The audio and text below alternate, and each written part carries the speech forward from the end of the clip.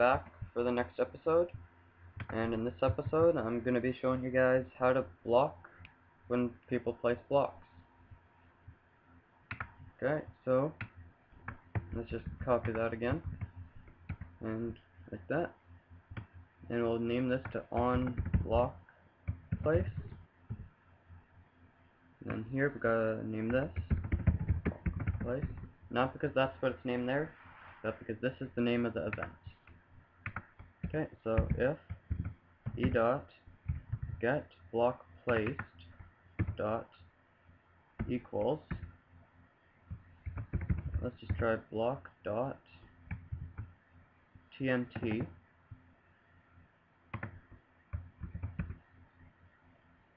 e dot set cancelled true.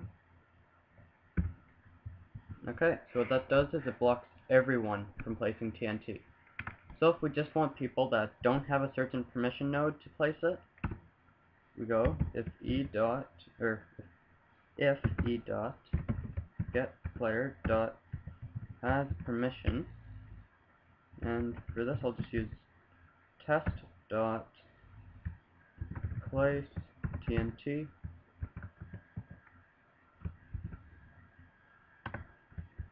Okay, so what that does is if the player has that permission node, the event is cancelled.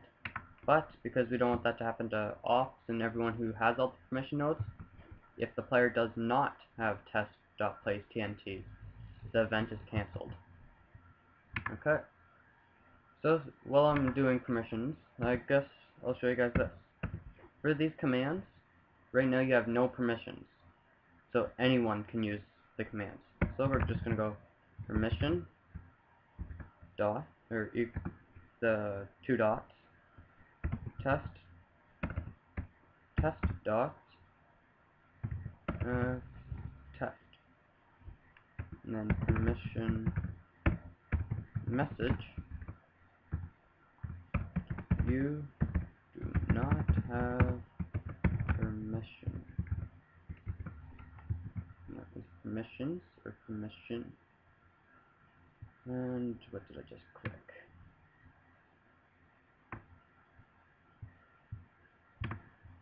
Okay. Just give me 1 second while I check. I think it's permission. Yep, permission. Okay. So let's add that to all of these commands. Test.heal, test.feed, test.freeze, and test.fly.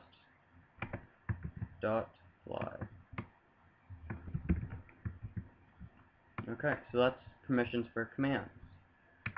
But if we want to use this permission node, we can just have it sit there. But if we want it to be, don't know how to explain it.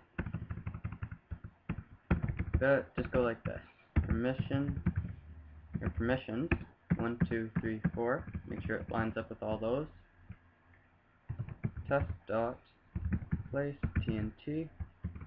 1, 2, 3, 4. Make sure it lines up. Default. Okay, so this is what I was talking about. With that, it won't give anyone the permission by default. With this, you can go permission default true, and that'll give everyone the permission node. Or you can go false, which won't give it to anyone, or op, and that'll just give it to ops. And I'll just use that for now. Okay, so file, export,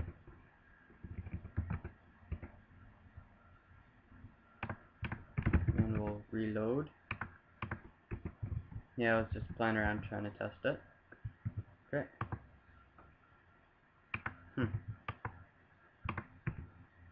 Okay, so block, let's try material.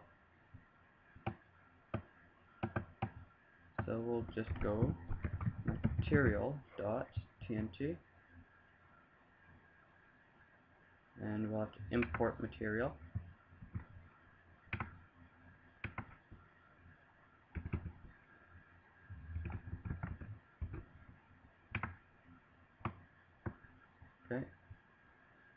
Oh, and when you go to import the material, make sure that you use the org bukkit.material if this works. If not, then I guess it doesn't matter. Hmm.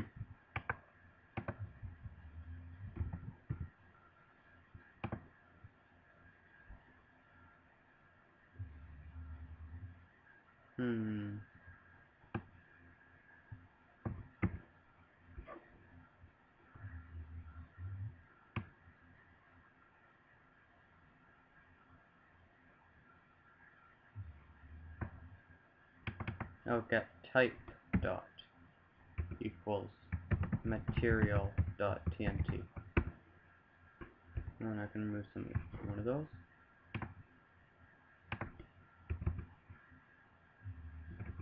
Test. Reload. There. You place it, it'll disappear. But then, if you're off, it'll let you place it.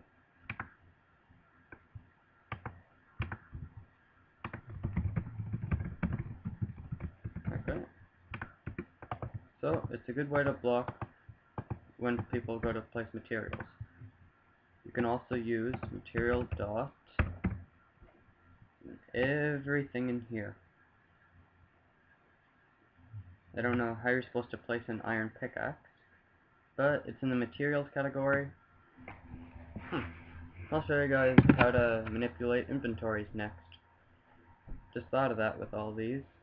Okay, so for another example, I'll use chest.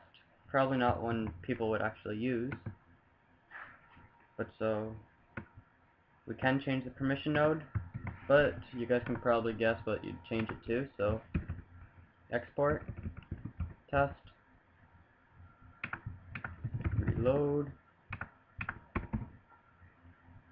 So lucky I left myself in creative. And which one's the chest?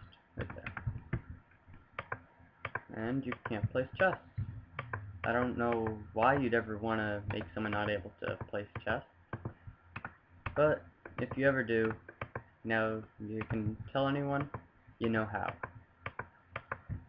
Okay, so that's about it for this episode. Next is inventory manipulation. Okay, see ya.